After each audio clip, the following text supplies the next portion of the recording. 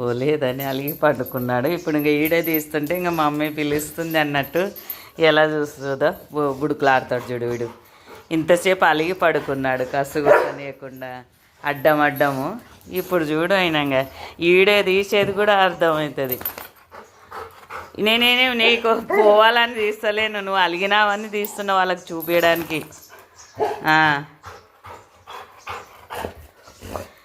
Night అయితే live పెడతామండి, బాబు వచ్చినాక లైవ్ లేకి రండి అందరూ.